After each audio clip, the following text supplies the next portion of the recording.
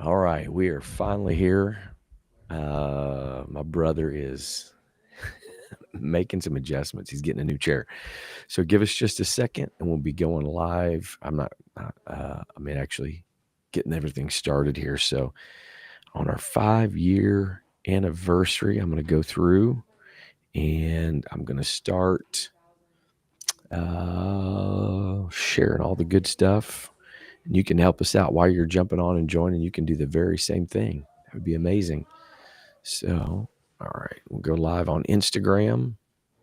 We're live on the gram. And we are live on YouTube. So we're good there. All right, so let's get over here to Facebook and I'll start sharing. And I think my brother he got sidetracked here just a minute. So he is going to be on, I promise you. He will be on today. So just bear with us for just a moment and we'll get this rocking and rolling. We're glad that you are joining us today on our 5-year anniversary. Hard to believe it's been 5 years. So looking forward. We want to hear from you guys today. We want to hear thoughts from you about the podcast, and always appreciate everybody's kind words and input about different episodes and things going on. Normally during this time we have some shenanigans going on, but my brother's disappeared on me. I don't know where he's at. I think he's gone. I truly hope he's coming back. But we shall see. So just bear with us for just a second. So today on today's episode, we're going to kind of be doing a little bit of reflection, a little bit looking back, but then also looking forward to what the future looks like. Great So, solo, bro. oh, You're doing great solo. You're doing great solo. I'm coming. I'm trying, bro. I'm Solo. trying. He's got the captain chair, so he should be all set here. So, just trying to make sure. I don't know which would be worse, awkward silence or me just kind of rambling here. So I'll just keep rambling. This is the great setup for the 5-year anniversary. It is such a great setup for the 5-year anniversary. Okay, hold on. All right, I'm getting this all situated. Oh, man, there we go. That feels terrible. That puts me right in the proper state of mind. There we go. Hey, hey, hey, hey, hey. He's back. I was just trying to fill the space because nothing is worse than just the awkward silence. You were doing phenomenal. Oh, Because thank you. thankfully now with our new setup with AirPods, hilariously we've gone away from our Bose setup. I know, And right? yeah, and so now we're AirPodding it, and it's pretty amazing. It is pretty awesome. Yeah, the only thing I'm going to do is I'm going to work on this. I'm going to work on this lighting situation because I've got this powerful light coming right into my face here. The Shekinah is on you It's today, bro. it's bright and powerful. What Oh accent was man, that? I'm not even sure. It sounded like you were going into like prophetic, and then was it Benny Hinn? Were you doing a little Benny Hinn there? It was Benny Hinn and I don't know. I think it was a mixture. I think between Benny Hinn and Harry Sism. All I can hear is Jacob Tapia doing "My Little Boy Stanley." We were in India. That is awesome. Awkward silence. I think nothing represents the 5 years of the podcast than this moment right here. I think this perfectly illustrates. Bro, this is our 5-year anniversary. We're gonna try to make it special. Nothing awkward, nothing weird. No, just flow amazing. normal. Just let it flow normal. Somebody told me this week, they said something about, they enjoy the podcast and whatever. And they're like, sometimes sometimes I always wonder, like, are you going to like talk about something today, or, like Yeah. what's going on? No, we don't know. Yeah. We don't know. We might. As Kimba Starkey says, let the shenanigans begin. I know. The shenanigans. So before we get started, I do have to say, I gotta get this out. Let's do it. Man, my baseball hero died last night. Oh, man. Ryan Sandberg, the legendary second baseman for the Chicago Cubs. I tried to wear 23 in baseball. I always had his batting stance, the way, like everything. Like I wanted to be Rhino, man. So was he 23 before Michael?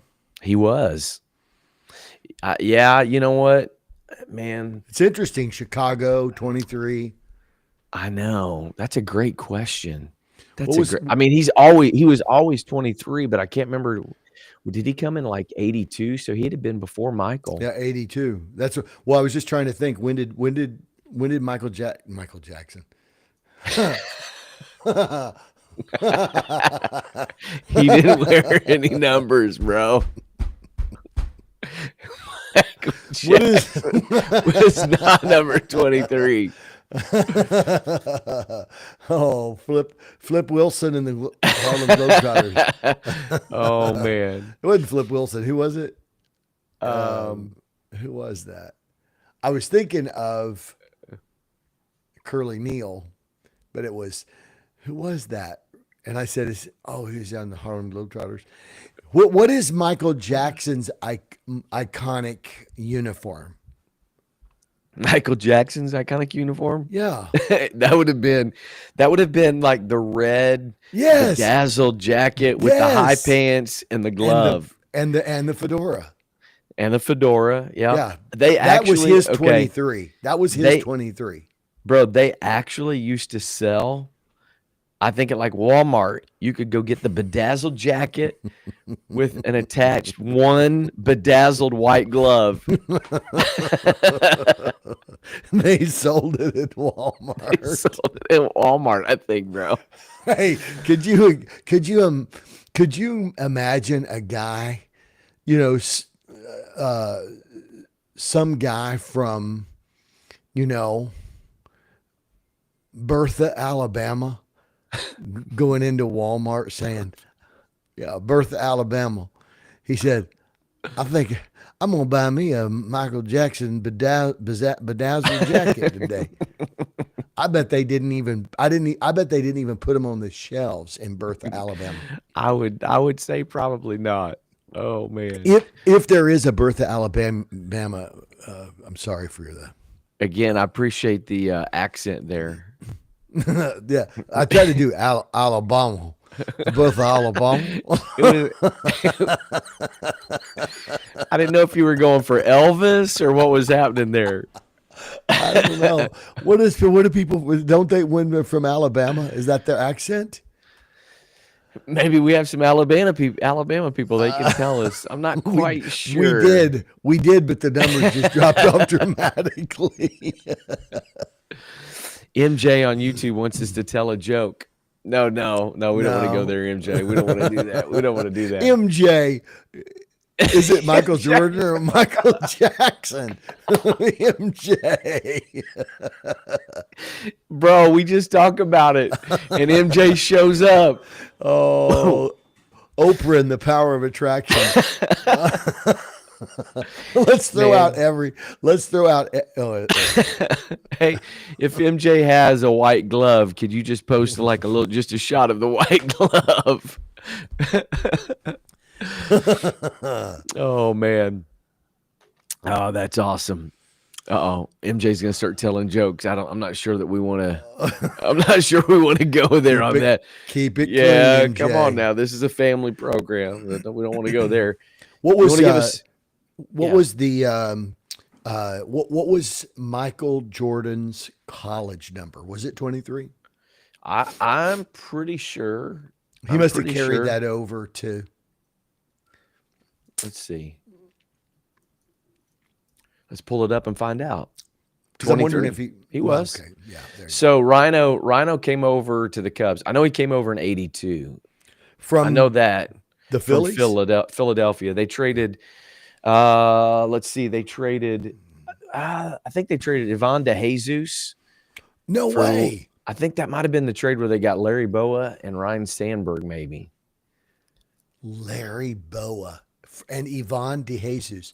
I forgot that he went. So Ivan DeJesus would have been, so their left side of the infield would have been Mike Schmidt and Ivan DeJesus. Mm-hmm. Wow. Yep. Yep. So they got Larry Boa. I can't remember if Larry Boa, if that was the same trade or if he came later, but Rhino came over. Yeah, it was number 23 in 82. So Jordan would have been 23 at North Carolina At that time. But hadn't fully it wasn't, of course, the MJ that we now know. So Or Rhino was MJ 23 on before. There you go. The MJ on YouTube spitting out jokes. You want to give us a weather report? Yes. But my chat isn't coming up. What? Again? No, I can't get my chat to come up. So you may have to do that. Oh my goodness. Oh, on the 5-year anniversary, I'm going to have to now become weather guy. I don't know if I've got it in me. I think you do. Ken Starkey says, happy anniversary, Brother Ken and Brother Chris. 79 degrees high and 90 degrees cloudy and humid in Northeast Ohio on this steamy, balmy Tuesday afternoon or Tuesday morning. It's going to be stole my job. Nah, bro, it's going to be hot. What the world is going on with the weather? It's crazy. Yeah. It's there we go. There it is. Chat just came. You got it? Yeah. Do you want to do it? Do you want to do it in the right voice? No. Do you want to add anything to that? No. So we've done sports, we've done weather. I don't think we need to do news. I think we can just get ready to go because it's going to be a good one today. It is going to be good. He laughs. I'm excited. I know why you laughed. Yeah.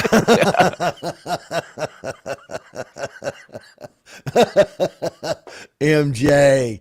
Come on, MJ. Oh my goodness. We won't. No. Come on, no commentary on that. Oh shucks. Oh man, this is an appropriate way to celebrate our 5 years of the podcast. Almost had a couple moments of breakdowns already. So Jesus help us. Jesus help us. That's so good. We appreciate our audience having such, just great input and humor. Yes, something like that. Yeah. All right, you ready to go live? Yeah, let me tell the dogs real quick though, because they're in here trying to play and fight. I just want to make sure. Hey, guys, listen. They both just looked at me. We're doing our podcast. We're getting ready to go live. So go. Hey, go in the other room. Go. Yeah, that's right. You too. Murphy went down that way, and then he backed up and looked at me. Go in the other room. We're doing our podcast now. They're standing there looking at me with their tails wagging.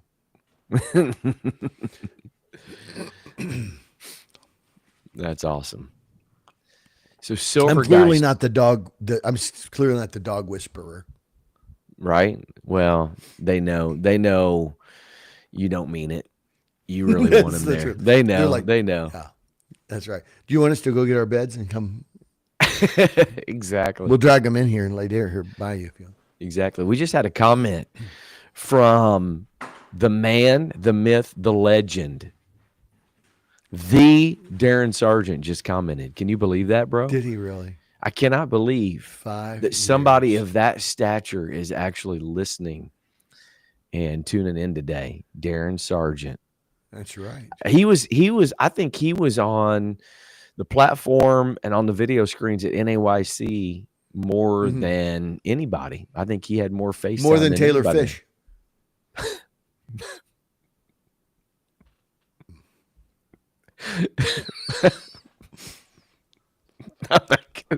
Darren, no, I'm saying Darren Sargent, man. Like, he's got a lot of FaceTime.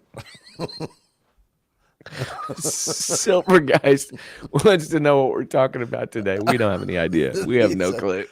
So Silvergeist is trying to give us a prompt. Climate change is real. It's true. Climate change is real. Yep. Yeah. Sarge is like the Lord. He's always here. Bless him, said, Lord. I'm with you always. Behold. That's Lord. Right.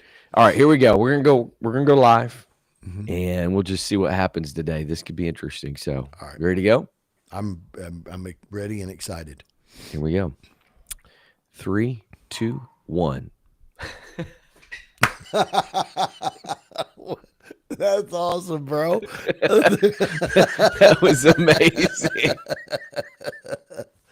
Oh man, I don't know if you could hear the dog bark right as we were ready to go live. Oh, Murph wanted to introduce us today. Apparently, 3, 2, 1, Murph. All right, let's try that again. I don't know that that's ever happened before like that. I'm gonna have to. I don't know what I'm gonna have to do. You know what I'm gonna have to do? Tell me. You know, like she sheds and man caves and whatever. I'm gonna have to somehow. I'm gonna have to go buy like a shed. Yeah. Or whatever, and get solar panels. Yeah. So that it has electric, and that become my. I'll put it back in the back of the property by the creek and the trees. Yeah. Yeah. And it'll be my studio. I like it. Because what do I do? The kids, the kids at the daycare are screaming and hollering right by my office at the church. And now here I am trying to come home, and I've got the dogs. I mean, I don't know what else. I mean, I think that would be money well spent. I do too. I think we need a studio. I think both of us just need our own studio. All right, let's try this again. I love it on the 5-year anniversary.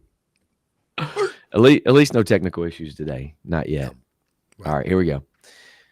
3, 2, 1. Hello, everybody, and welcome to the Mobilized Church Podcast. This is Chris Dillingham alongside my big brother, Ken Dillingham Jr., the third on this, our 230th episode, and to the day, Ken, to the very stinking day, the launching of the Mobilized Church Podcast. Today is our 5-year anniversary, and they said we wouldn't make it, bro. You know what? We made it to 5 years just to prove our haters wrong. Our haters. So exactly. It's like all the people that are against us and fighting the podcast. Yes. The days we woke up and weren't motivated, but then we remembered. We've got to shove it up the nose of our haters. That's exactly why we did it. Oh man! It's a great reason to have a podcast and why we've survived. It is, and I knew this was coming. I mentioned in the pre-show. I know. I knew this was coming. Yeah, Darren Sargent, one of our favorites. He was a guest on our podcast. The numbers, bro, the algorithm went through the roof when we had Darren Sargent on. And as he oft likes to remind us, he was the one that helped launch the Mobilized Church Podcast. So we give homage to the great Darren Sargent today. He's the one that started this whole mess. For real. So yeah, so we a little. You know the Greek word for cheese is fromage. It's very, very similar. So we're gonna send him a bag. Okay, why do you know the Greek word for cheese? No, I'm sorry, the French word. Oh, the French word. I was like, why do you know the Greek word? The French word. So what we should do is we ought to send him a great big old block of like Parmesan Reggiano cheese for homage. It would Yeah. be, here is our offering of fromage for We're going to send him some cheese. The cheese is coming other, your way, Sarge. otherwise known as homage. Exactly. Exactly. Oh man. Also, one of our originals, member of the Mobilized Church Network, John Hummel, Yes. says we need a special anniversary episode recapping the funniest moments of the podcast. We've Oh had some my. hilarious moments. Nipsey Russell, he brought it out. Nipsey Russell, there it is. Ducks. The duck. Violence. Nipsey Russell was an all-time great. So we've had some moments. Roger Pryor, look, Roger Pryor is, which is an original as well, and he says that Darren Sargent needs royalties. Lord. Listen, Darren Sargent is so rich. He has so much money. He's making that big headquarters money. Plus, he travels the world preaching all over. Like, he has so much money, he doesn't know what to do with it. Our little royalties could not even begin to just scratch the surface of the money he's got. Here is evidence why ADD is a superpower. Yeah. Because you said all the money. Yeah. And when you said big headquarters, my brain divided those words. He's got some big headquarters. Oh, my word. Oh man, ADD is fun. It's fun for me, but not for anybody listening. Yeah. So Silver Guys tells us that a full wheel of Parmesan Reggiano is over $3,000. So I don't think we're going to be sending him that. And then Roger Pryor follows it up with "Don't muzzle the ox that treads the corn." Sergeant's like, look, is there a price for the launching? Is there you're going to put a value $3,000 for a block of cheese? No, man, as much, what we're making off of this, the amazing salaries that we get from doing this podcast. So Anthony Richards says, Tony Richards says, no, kick whoever doesn't like the Mobilized Church podcast. So just, you have to go back and and find that one. That's it. Tell you, here's all I'll say is go back on Facebook and find the one where Jimmy Tony's on there and just watch the pre-show. It will be a blessing. That's it. It will be an absolute blessing. So it's, if you know anything about almonds and pecans, we just hopefully brother Bernard and Scott Graham, oh man, that was amazing. All right, so obliterate me some pecans. So anyway, oh Jesus, have mercy. All right, so this is actually we're already flowing in the show today. So what we want to do is today, as I mentioned, is our 5-year anniversary. And we're gonna we do have something to talk about. We're not just gonna sit here and just reminisce and whatever. Sure. We do have content, but I do think it's relevant to kind of talk about, you mentioned the haters, all the haters that we have. Let's be real. We've had a few people that love to go in and make some comments and whatever. We've had to kick out several YouTuber troll people that have come on, but obviously there's not the haters, but there were those that said, to us, like, what are you going to do after you talk about your little discipleship thing? And, here we are 5 years later, and again, haven't scratched the surface on all of the things to talk about. Right. So let's talk about just kind of, we do want to get to, we've kind of referenced a few of them. Maybe we can talk about some of the funny things that happened, some of our favorite moments on the podcast, but we want to talk about why we started the podcast, and the conversation today. Really, what we want to talk about, the theme of the conversation of this whole episode is, if we had to do it all over again, if we could start all over, what are some things that we would do different? What have we learned? Yeah. What are the mistakes we've made? Not just with the podcast, but just kind of in general, the Mobilized Church Podcast or network, our own personal journeys, and all that kind of stuff. Yeah. So the podcast origins, man, we did like one episode. Well, we did like a few episodes, didn't we? And then, but they never went anywhere. Like we did one at General Conference together. Oh, that's right. Who did we Remember? talk to at General Conference? We interviewed somebody. We did.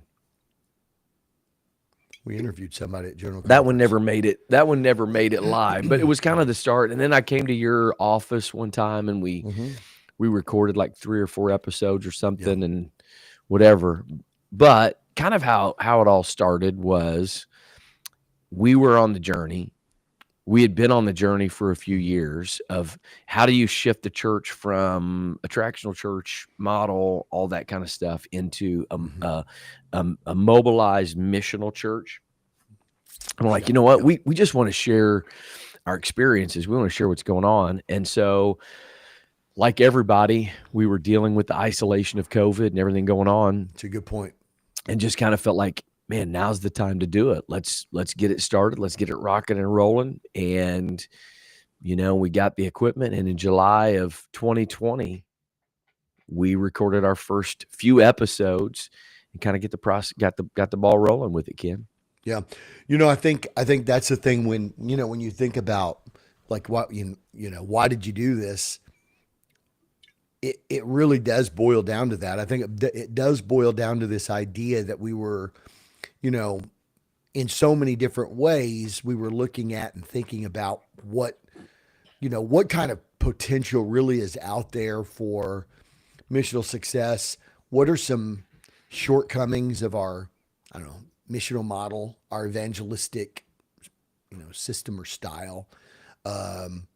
Churches that are hoping to just, let's just have as good a church as we can have, and then, hope guests come.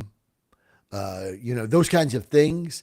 Not really. And I think this sets up, kind of what would we do differently. Sure.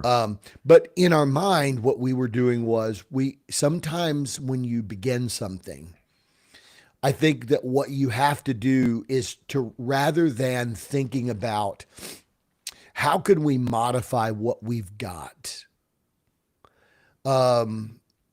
to be more efficient, or, how do we improve it? How do we make incremental changes that, cause it to actually be able to do what we're doing, but do it at a larger scale or better or whatever. I think there's value sometimes in those kinds of things. But I also think that to do something that is maybe paradigm shifting. Sure. I think sometimes the way that we're framed, or the way that people think, or that we think, I know, but is to look at it and say, what would it look like if we did it completely different? Yeah. What if it was totally different than that? What if the way that we reached people wasn't, trying to do church so amazing that, and make it so appealing that, people would just flock to come? And what if we actually were able to get out there where people were and teach people how to do that and live that way? And what would be the missional potential of that? And I think that in the beginning, at least for me, that's why we started the podcast. And for me, I think that shows why I, at least at first, had a little bit of an either or mentality. Sure. About things. And so we started with and I know we don't really have haters or whatever, by and large. I think sometimes what happens is when it's so radically different, sometimes you're dismissed more than you're hated. But I think that that at the end of the day, that was the key. The core was, what if we did this differently? And what if that different was actually a return to the Book of Acts model? Right. Absolutely. And I do think, kind of going back to, those early days, there probably was a little more, I'm trying to figure out exactly how to say this. Like, I don't want to say antagonistic, because it wasn't like we weren't being antagonistic, but there were some things that in our attempt to address, I think, the challenges, some of the things maybe that we had gone through, and like, when you kind of get this, when you see this and when you get it, like there's just such this overwhelming feeling of like, man, there's a lot of things that we've missed, and so sometimes that can come across like we know better than you do, and you can become so passionate about it that can kind of feel like, well, you got to do it our way, or there's, or every other way is wrong. So I Right. think kind of looking back at those early days, especially in our church, like, we've talked about that a lot. Like in the church, I think there wasn't enough context provided for people. And so we had been processing Good point. through this, personally, we've been processing this for a long time. And so some of the things I think maybe came across, we've often got like, why are you guys against Bible studies? Why are you guys against, block parties and, outreach events and things that draw people to the church, all that kind of stuff. And I think some of that was just early on in those days we were wrestling through and trying to process, how do we articulate and communicate? Like all of those things are neutral, but we've become so heavily dependent on those things that are not, they don't have the potential. They don't have the ability to multiply. Yeah. And Well, so, well, too, and I think that's the thing what you're hitting on, Chris. There, I think that highlights that there has to be something that catalyzes that shift. There has to be some kind. There has to be some kind of a motivation that's willing to break the mold, or willing to, like, let's figure this thing out. I don't care what it takes. I don't care what it costs. Let's, I think to do something so, so against the grain sometimes requires that, at least at the initiation phases, there's got to be a mindset that says, I'm ready to, if I have to, I'm ready to pull the plug on all of it and restart everything. And right. it did not necessarily, and that not necessarily saying that, we figured it out, that not necessarily us making some kind of a pejorative indictment on Sure. the church at large. You guys stink so bad. No, it's none of that. It's simply this thing that says, I've come to the point that I'm so dissatisfied with Yeah, we've got so many good things and we have so much potential and there's so much exactly. opportunity that I if I've got to chunk it all and rebuild it from the ground up, I'm willing to do that. And I think today we're going to discuss a little bit of, why we started that way, but how we would build differently today than we built then. Yeah. And I think that leads perfectly to like the conversation. One of the things I think the biggest transformations we've had along the way is the idea that, and this is something that hit you, and man, I've like just, this has become a major philosophical shift, I think, for me, Yeah. when you kind of brought this to me, and that is that we're practitioners, not theorists. So And that true. we started out from the beginning. One of the things we started out from the very beginning, and made it very clear in all the things that we do, of like, we're not church growth experts. We're not experts. We're not people that have, like, hey, we're going to give you all the answers and all that kind of stuff and have just the theory. We're in the trenches. We're in the middle of it. We're trying to figure out, like, you can have a lot of really good theories that don't play out real well in real life. And so we're trying to navigate through that and figure out personally, like, what does that look like in our own context? What are, how do we work through these things? And there's a lot of things, like, to be fully transparent, there were a lot of things that we had some good theories and ideas, but they didn't play out real well in real life. And then we had to adapt. And so, I think the difference, Ken, is, when you're a theorist, you become married to your theory. You So become good.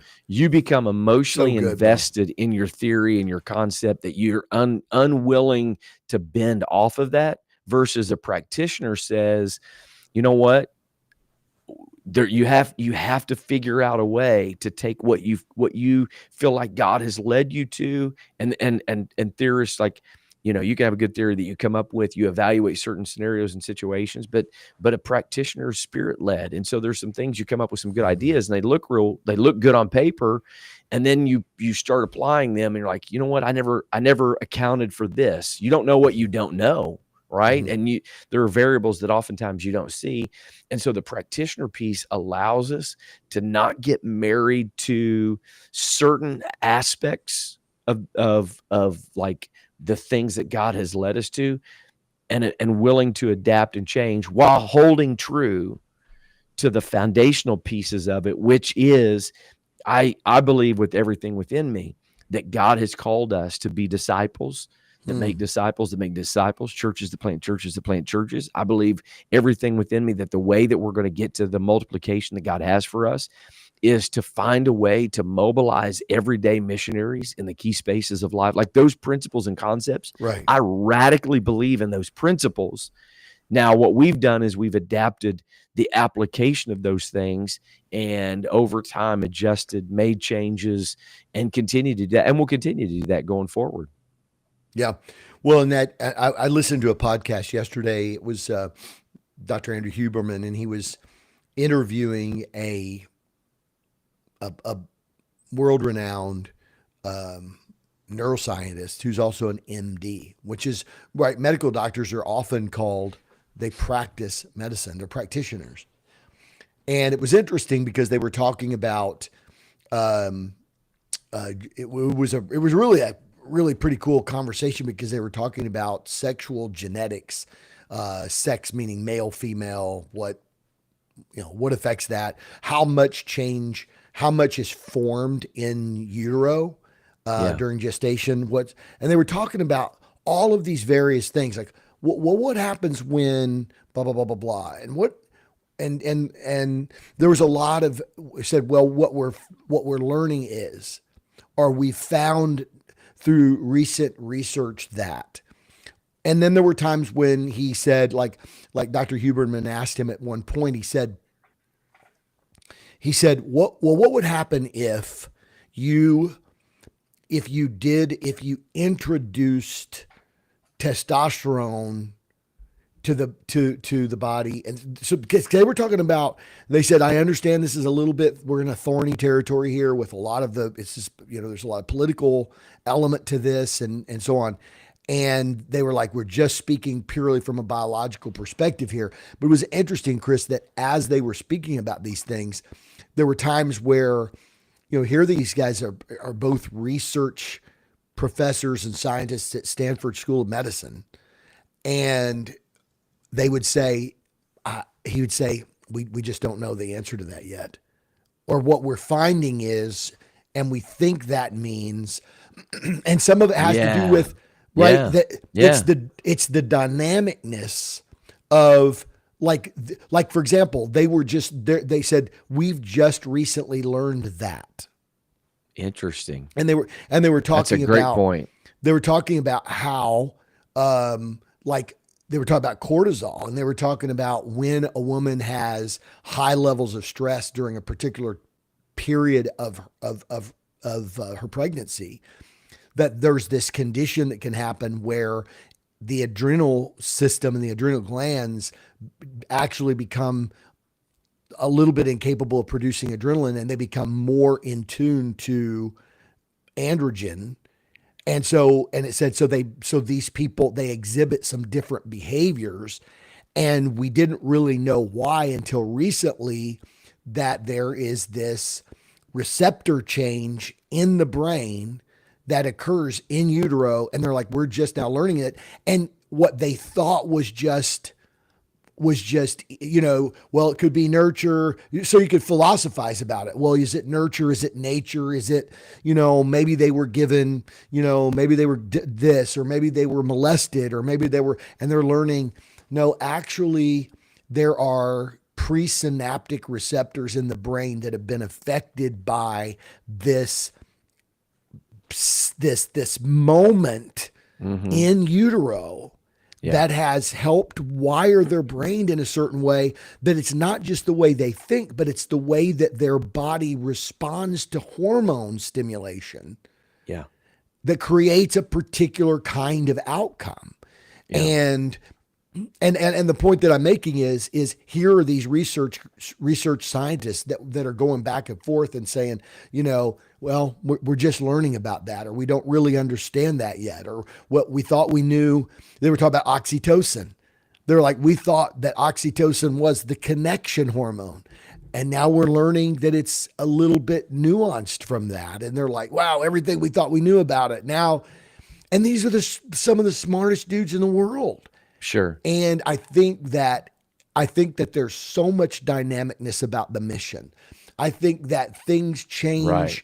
in moments and in weak time frames that change the way people think. And then yet there's nothing new under the sun. And so rather than us trying to find relevant strategies, we've been trying to seek the core foundational principles that are timeless. And then how do we integrate that into the culture of the church? And Yeah. that is not theoretical.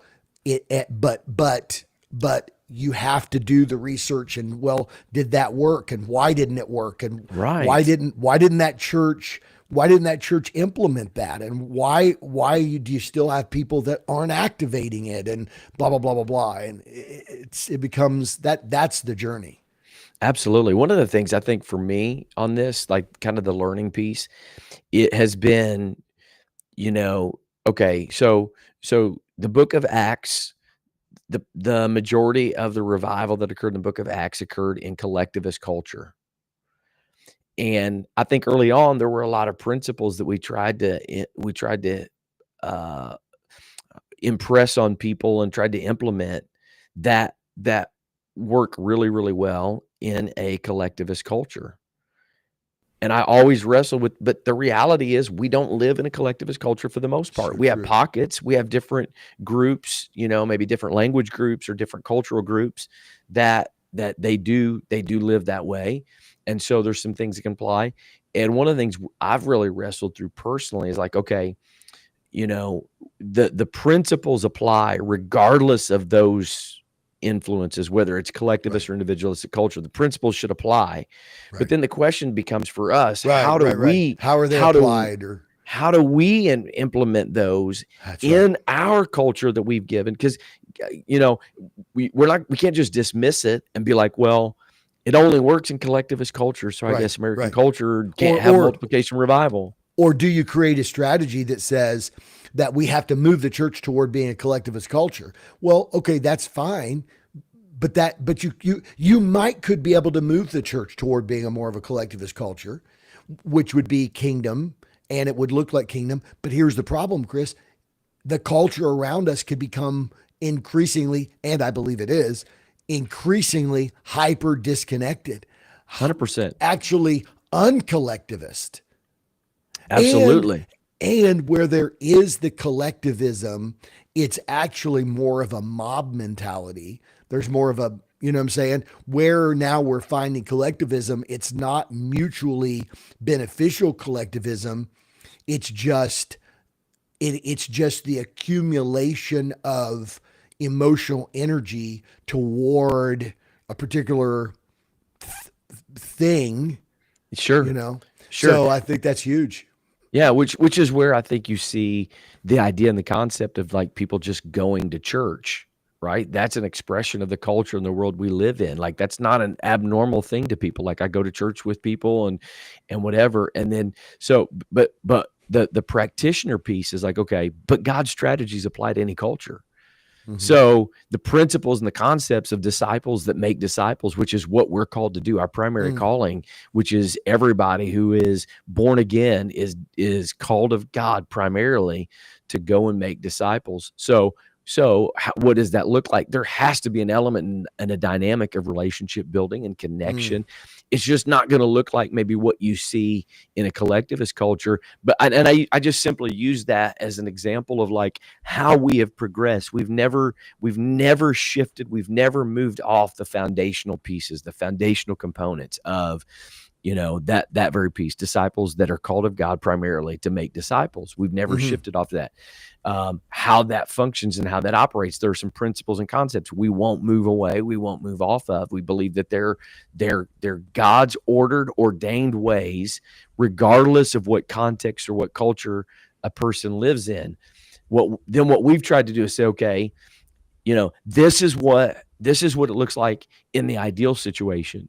But the reality is we're missionaries. We're not in the ideal situation. We don't live in we don't live like people lived in, the early stages, particularly of the book of Acts, the Jewish culture, the Jerusalem culture. We don't have that.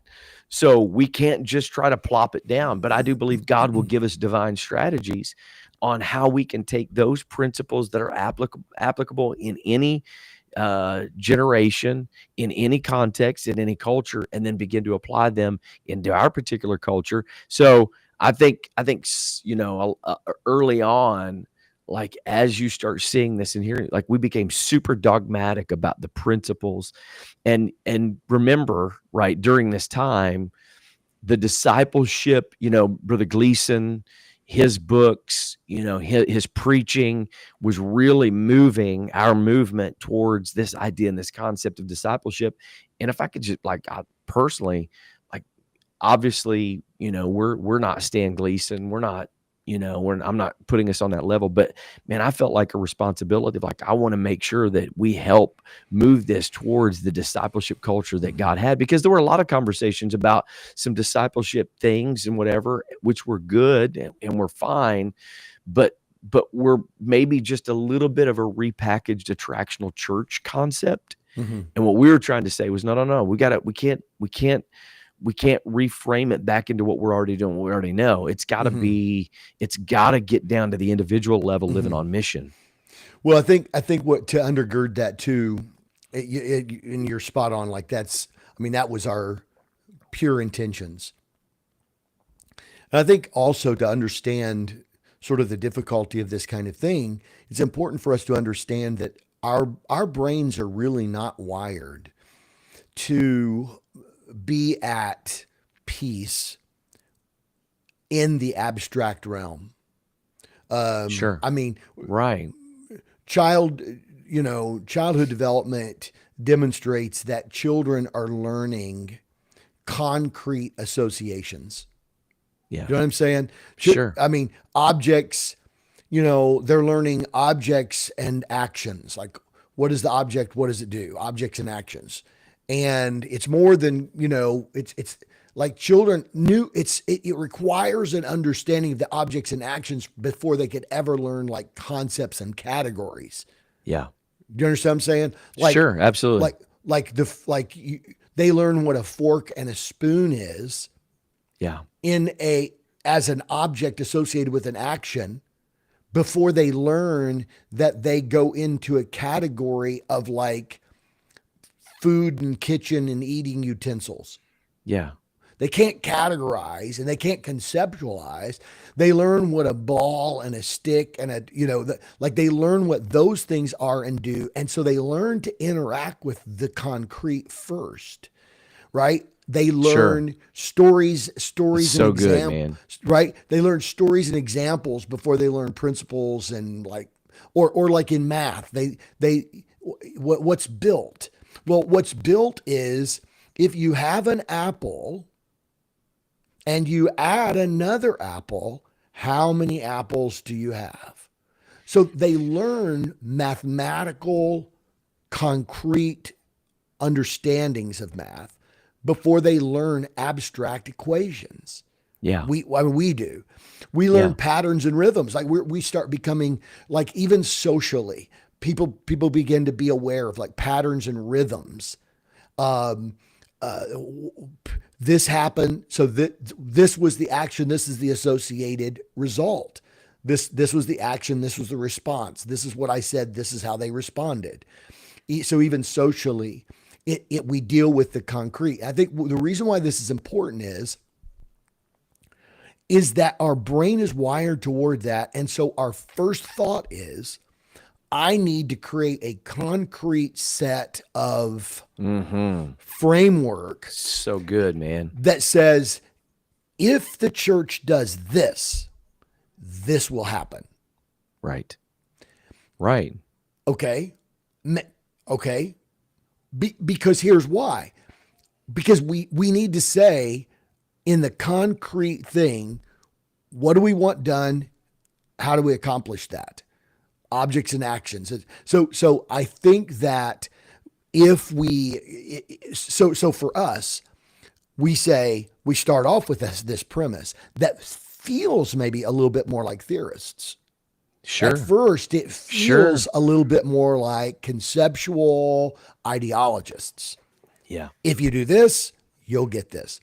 But then what happens is that now you put it into real world practice, and now it becomes experience, and the experience becomes the experiment.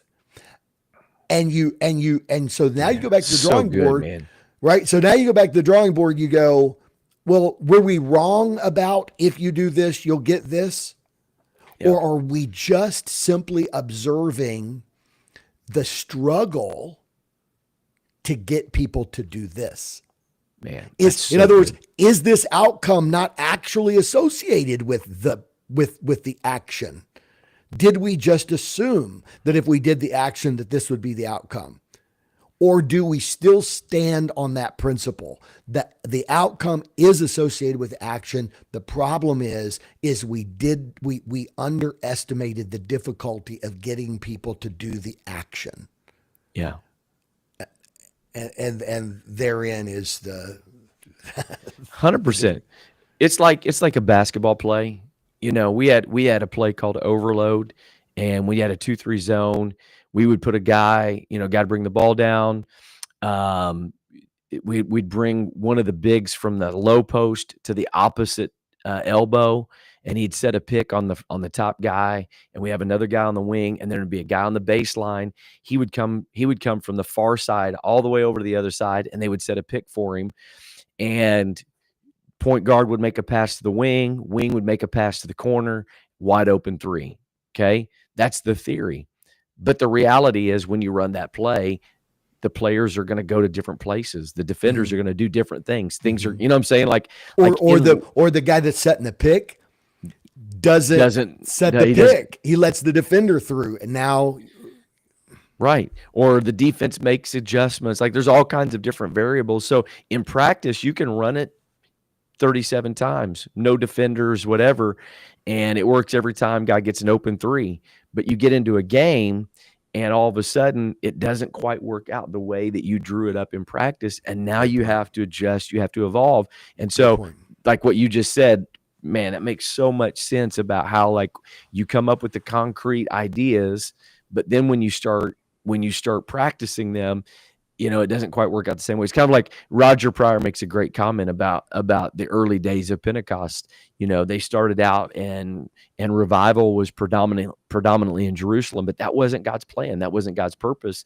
And it wasn't until salvation, he says, salvation came to Cornelius' house, that his perspective finally aligned with what the Lord had spoken through him at Pentecost. It takes times and seasons and a process to make that happen. I think that's a great point of, you can have an ideal, but God will walk you through a process and through a season to get you to apply the things in real life versus what you just had in theory.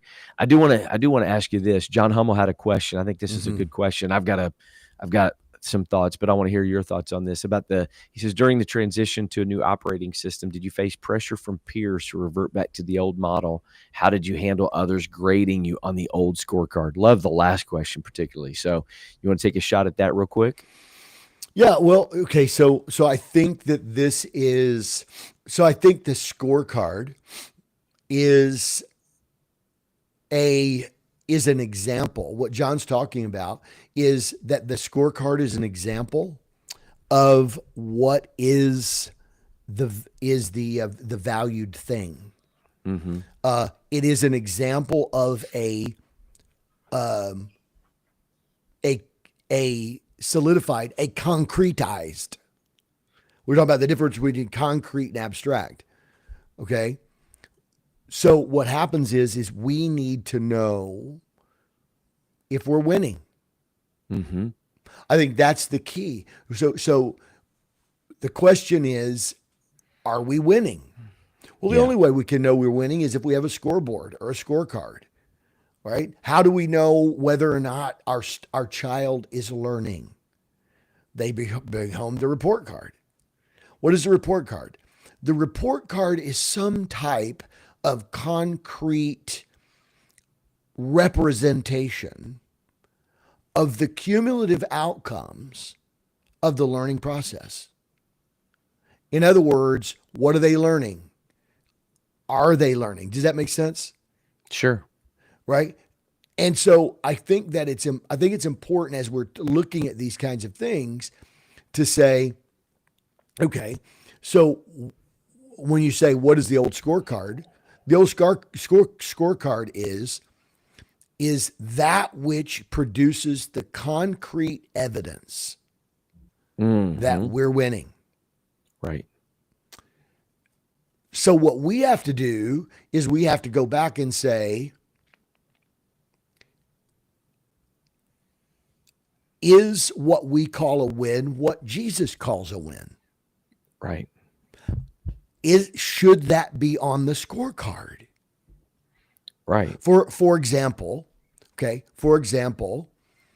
a flawed scorecard could, and this is the deal. This is why it's dynamic. This is why it requires nuance and context. Yeah. Because you could say that church is doing great. They've doubled in the last 12 months. Okay. And here's the deal. Maybe if the value is nothing more than size, and it doesn't matter how you got there, Yeah. then that is a win. It is a concrete representation of a value. But church growth doesn't always demonstrate the numeric value of how many people gathered in the building on Sunday, does not always represent missional effectiveness. Right.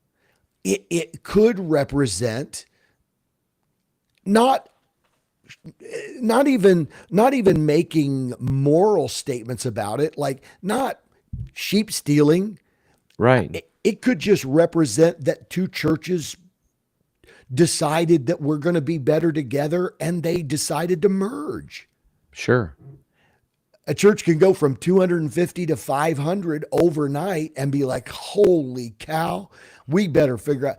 So it's not that it's good or bad. It's not that the question is that sometimes what is concrete represents what we're valuing. And the question is that what God values? And this is a really obvious, clearly this is a hard conversation. So what I did, right. And it wasn't, but for me, it wasn't the pressure that I faced from peers to revert back to the old model. What was hard for me was the pressure from the people I lead, the pressure from the people that I'm trying to change the culture to a new paradigm. Great point. I love my peers and I appreciate my peers, but at the end of the day, my peers aren't the epicenter of my calling. It's not where I live out my calling on a day-to-day basis. And so the hard thing wasn't necessarily that my peers were judging us by the scorecard going, where's the 1,000 people in your con? That wasn't the hard. The hard thing was that when you're moving this thing in this new direction and you're saying, if we do this, then this will be the outcome. And there's people that you're trying to say, okay, so here's how we're going to do this. And they go, well, that's not how we've always ever done this. Yeah. And so now, and so then now it's like, you're using an old scorecard to judge a new paradigm. That for me was the hardest thing. But so how did I resolve this? For me, I resolved it by saying, ultimately, what Jesus values is when we are populating, where we're populating the church with people who were not saved yesterday, and we're advancing the kingdom into places that it was not yesterday. Man, absolutely. And I agree 100% with everything that you just said. Certainly there is some pressure externally, just from the standpoint of, there's a lot of things that are celebrated. And when you're in the process of shifting culture, you may not be hitting those things that are celebrated. I never felt any like pressure from my peers about like, man, well, what happened to you guys? Mm-hmm. You need to get back to block parties. You need to get back to do all that other stuff where people were getting the Holy Ghost and whatever. Like I never felt any pressure with that. I think there was some inherent pressure just culturally speaking, because like you said, the way we've identified uh the markers for success has been how many people getting baptized, how many people getting the Holy Ghost, how many of you running on Sunday, those kinds of markers. And sometimes the process is a little bit slower. I was so resolved in the fact of it may be slower, like the illustration that multiplication feels like addition early on, and it might be slow in the beginning, but it's going to catch. I was so resolved in that didn't really bother me. And I was so convinced that we were on, again, adding to the amazing things that we had. We were now trying to shift and change a culture, which I knew that was going to take a ton of time to change culture. It's easy to implement programs, but it's hard to change culture, which is what you're referencing and talking about people.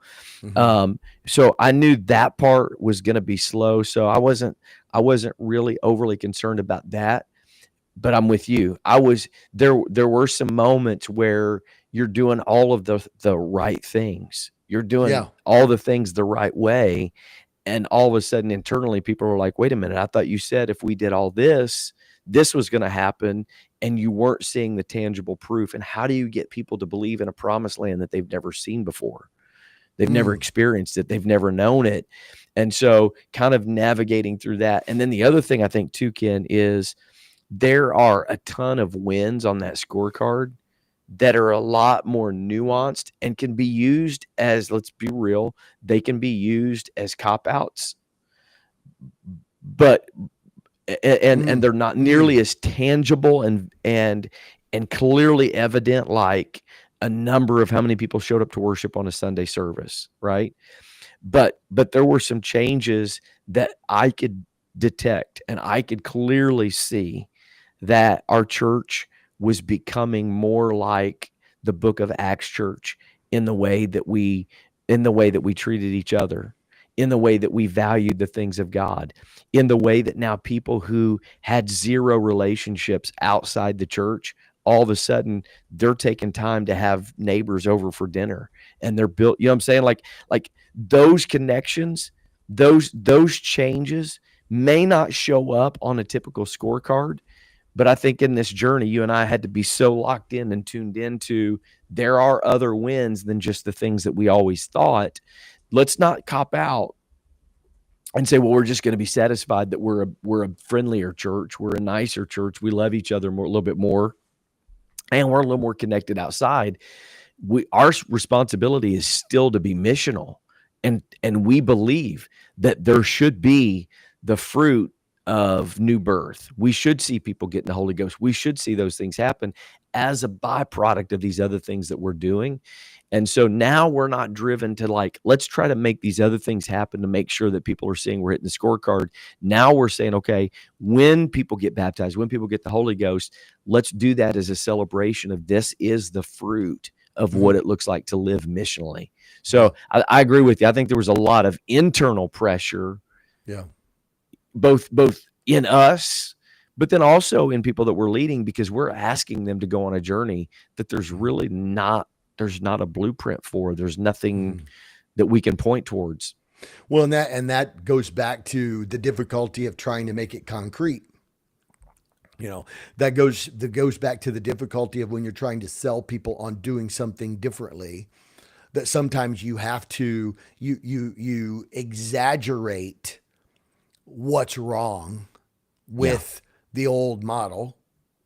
Exactly. We 100%. need to burn it down.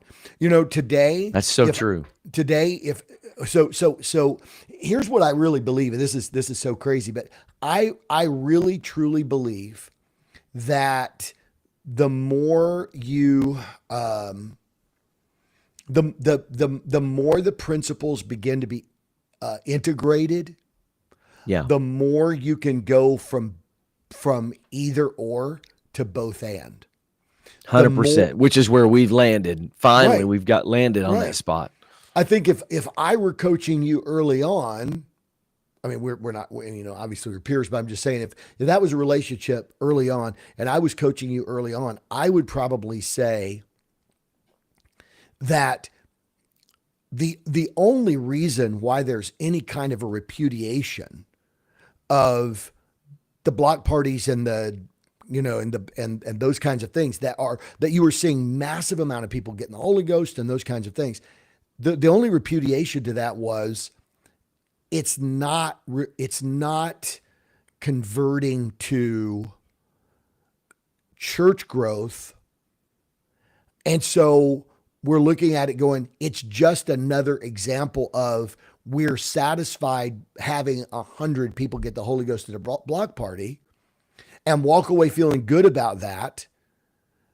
But the reality is I think today I would say, actually, I think the block party is a good thing. I actually think that 100 people getting the Holy Ghost is a good thing. The problem isn't, but you get into that either or framework early on because you're trying to create a concrete image for people to latch onto and say, this is why we need to have an overhaul. Mm-hmm. And I think today what could happen is you could say, okay, we're not going to, so old scorecard. The old scorecard is we're just happy to be able to put on Facebook, had 21 people baptized Sunday. Yeah. That is a win. All of heaven rejoices when one sinner repents, right? By any capacity, that is a biblical win. Well, then what's the problem? What's the problem saying we're going to set up a tank and next Sunday we're going to see how many people can get baptized?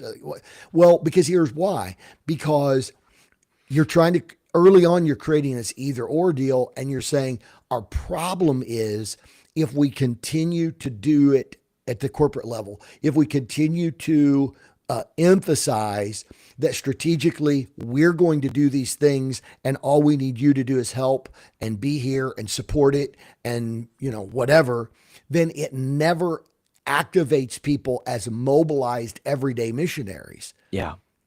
And so at first what happens is you're wrestling through and there's this either or and this, and so we're like, well, it's not really resulting in a church growth. We're just having 100 people get the Holy Ghost and blah, blah, blah. Well, but then we learn, well, maybe the problem was that we didn't have not an institutional discipleship program to lead them through, but that we didn't have a discipleship culture to pick all those people up and put them in X groups and have blah, blah, blah. If you did that today and you had 100 people get the Holy Ghost and you had 25 disciple makers to take those 100 people and put them into X groups, or 50 of the 100 that were willing to go from here forward, I'm all in for Jesus, then it could be a massive burst. Yeah. But you have to get to a place where everybody buys in to the core principles until you can go from the either or to the both and. Man, that's so good, bro. I think that perfectly encapsulates kind of the struggle we had early on wrestling through that. And I love the fact, and this is why, I love the fact of where we've gotten to today, which is the both and. We can Yeah. celebrate, we can celebrate both and understanding there are risks on Yeah. either side. Like there's risks on anything that you do. So we understand the risks of that. We understand that, again, one of the illustrations we've used a lot has been part of that early on process, to use the sports illustration, is like Dad used to do with basketball players that couldn't dribble with their left hand. And he would take the band and wrap it around their body and tie their right arm to their body so that they didn't have any other option but to use their left hand. And I think early on, Jason Rodriguez mentioned about the detox process was so important. It really is important. And again, Roger Pryor coming in strong today. That's it. The hybrid model. If you don't go through that process of really wrestling through some of those things and get some of that stuff purged out of you, you can hybridize it. And that's the risk. That's the danger. So there certainly is a value of going through that detox. But if you can land in a spot where you can look at it and say, okay, I understand the value of both and. But what I also understand is the Jesus model for reaching our world is not event driven. It's not service driven. It's people, everyday people living on mission wherever they're at. Then what you can do is you can add those other things. And as you're sitting there talking, like we've talked about, we're going to do another block party to kind of revitalize a little bit our metro campus, just because it's a difficult ministry. And what we're going to be able to do now is use it as an opportunity. Who can we identify out of that who's disciplable? Bro, that we can get them into discipleship groups. Right. Or what if you don't have somebody? What if you don't have somebody in a place? What if there's an area of your community? What if you wanted to go to, like, say, I don't know, like Perrysburg or something like that? What if you want to, and you didn't have anybody there, or you didn't, or like, these are the kind of things that you could say, we're not doing this to make ourselves feel better about our scorecard. We're doing this to have a burst so that we can identify disciplable people. And you say, and why is this different than the Jesus model, where Jesus went into a community and he healed everyone, and then from that began to go to houses and to places and people and draw the hot coals out of that scenario. And teach them. Yeah. And it's a biblical principle. And I think this is important, because I think, like what Jason Rodriguez said, I feel the detox was so important, exaggerating the false deals. I think that, too, it goes back to, like you said, that it's something that's so ingrained. And we're saying, if you do this, you'll get that. Yeah. I think that if I were personally given an opportunity to assess what is the place that makes it or breaks it. Mm-hmm. And I think that the thing that I underestimated 5 years ago, 6, 7 years ago, but even before we started the podcast, I think the thing that I underestimated was the difficulty of getting people out of the conventional rut, the way we've always done it, the way they've always seen it done, how they always fit into a church, what it looks like, what I think that it feels so radically different. Yeah, agree. That I underestimated the difficulty of actually activating people to do it. If you do this, you'll get that. And so I thought, so here's what we need to do. We need to just throw a bomb into the middle of how people have done it and say, okay, that doesn't exist anymore. So now we're going to do it like this. Right. And everybody's going to say, okay, let's do it like that. I underestimated how, not because people are bad, not because people don't love souls, not because people need rebuked and that they're just a bunch of lazy consumer Christians that just want spoon fed. I don't think it's that. Right. I think that it becomes such a hardwired way of thinking and contributing and feeling like this is the concrete picture of my entire view, Yeah. that people just literally like habitually reflex back into the old model. I think that's the thing that I probably underestimated the most. 100%. Absolutely 100%.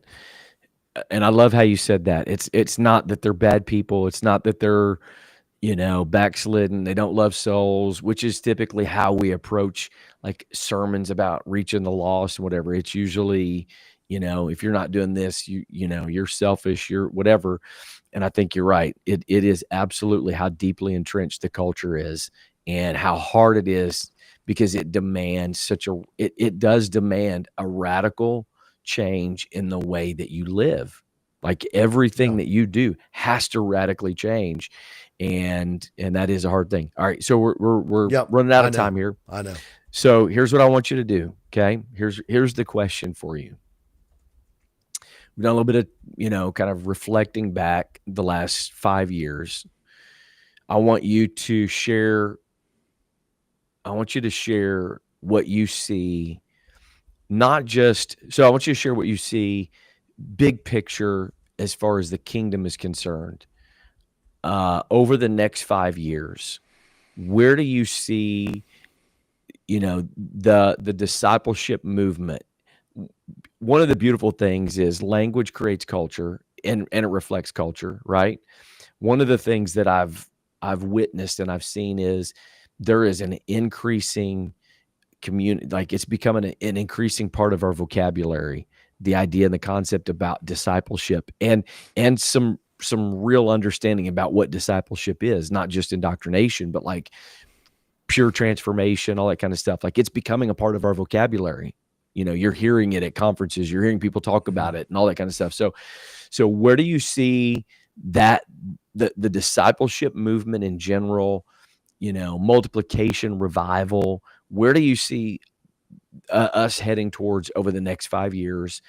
And then drill down. And I use that first because this is not about us. It's never been about us. We don't, whatever. We're just a small part of trying to help move the culture that way. What do you see for the podcast, the Mobilized Church Network, which we haven't really talked about? But I honestly, I was praying about this morning, and I want to share because I do feel like that what we do in the network with pastors and churches and leaders is an important work. I think it's an important ministry that we're helping pastors navigate through the things you just referenced and you just talked about. So where do you see us going in the next 5 years, big picture? And then where do you see 5 years, the podcast and the network? Well, I think that we are seeing a shift.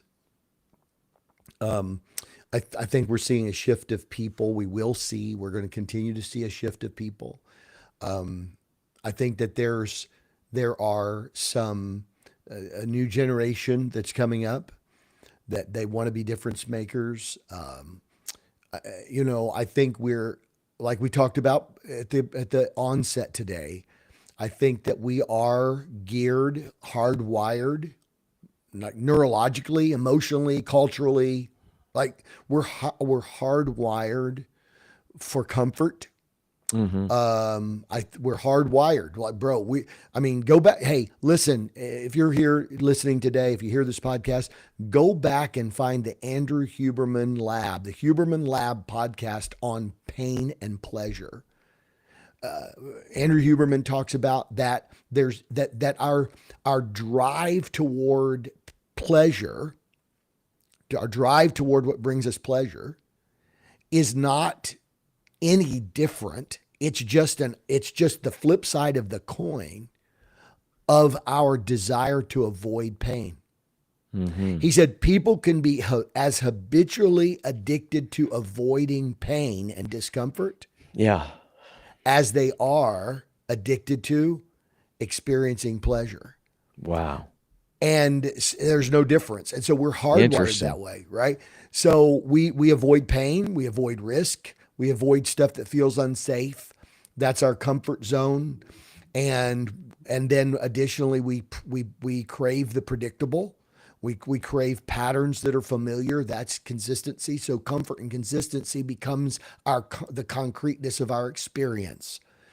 And I believe that what's going to happen is that the Lord is going to help us both in life experiences, in the culture that's coming up, and in the people that God's going to bring into the Mobilized Church Network. I think God's going to help you and I to literally figure out, how do we help pastors and churches understand how to get out of this comfort consistency loop, and to literally embrace the uncomfortable, inconsistent lifestyle of Christ followers, trusting that our consistency and our comfort and our peace is in Him.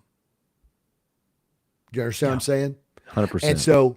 And so, bro, I'm telling you, I think that what's going to happen is in the next 5 years, we're going to see a shift, a major shift. I think that as we learn to bring these things into a more integrated, balanced missional ecosystem, that we're going to have the ability to say, this is where you start.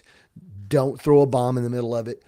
And I think that the podcast is going to start integrating more real world examples, people, story, narrative that help people understand that they can do it, and bring that to bear on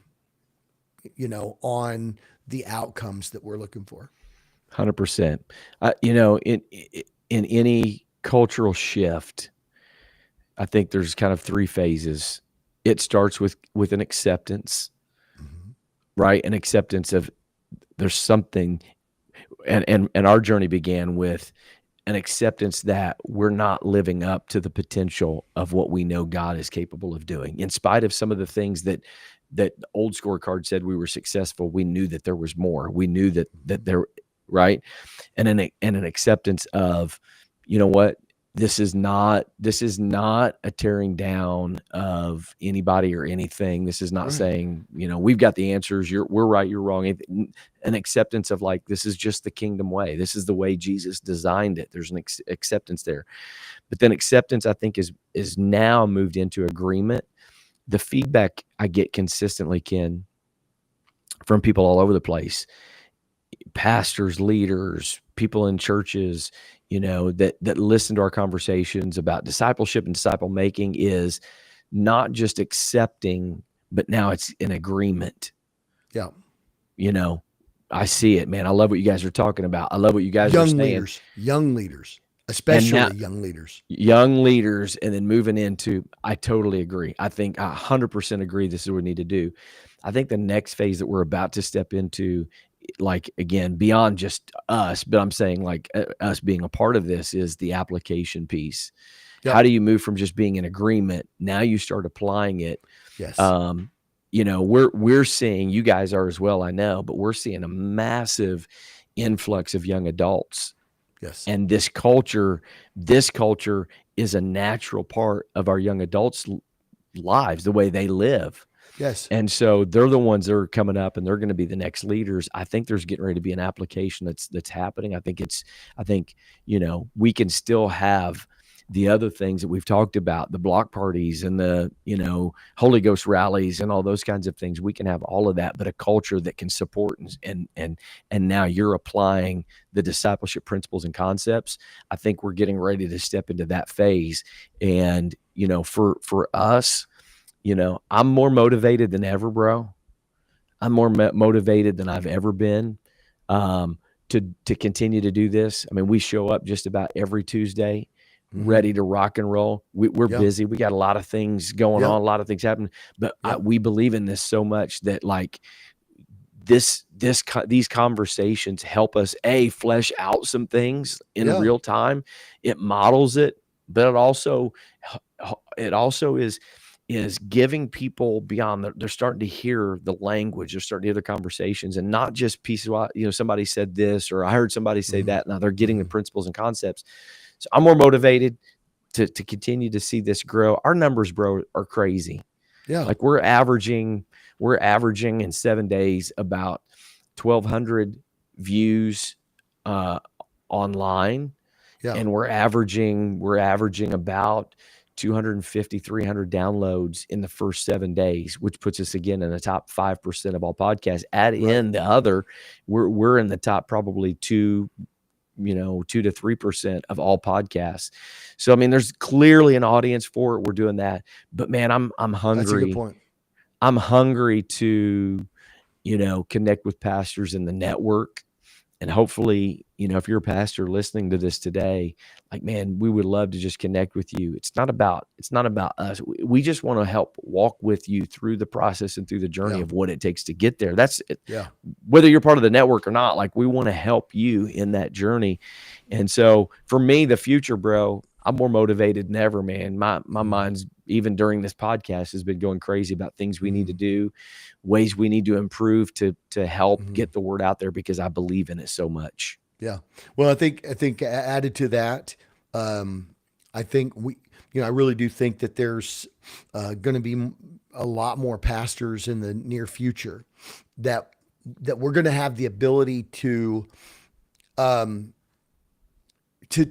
be able to have a little bit new framework to say, let's start this major paradigm shift with the most ready right now people in your congregation. Let's don't worry about tearing it down to the studs and rebuilding it out, or let's don't worry about burning the whole thing down and we're just gonna start all over. Yeah. I think what we're going to be able to do, and I'm speaking to, pastors that have been thinking about this, or those that are going to hear this, we're thinking about some ways to connect with, maybe do some workshops, those kind of things that help pastors understand that it's not like, okay, now look, you're going to have to be ready for a 3 or 4 or 5 year long haul like us. It's going to be slow, and it takes a really unique individual to be committed to that. That's committed to, it's going to take you 2 years. It's going to take you 3 years.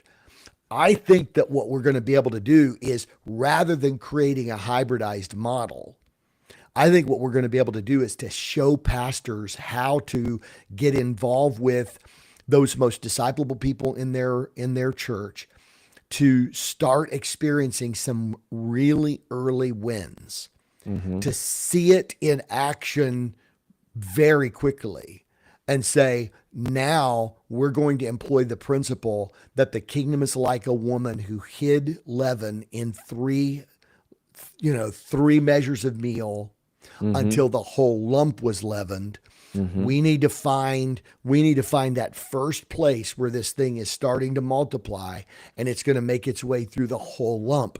And rather than saying it's going to start small and it's going to grow and it's going to take time, and it's really, I mean, man, that changing the whole thing is this. I think that we're really going to help pastors say, we're going to help you start seeing some real transformational wins in the first 6 months. Right. But it's going to be on a micro scale.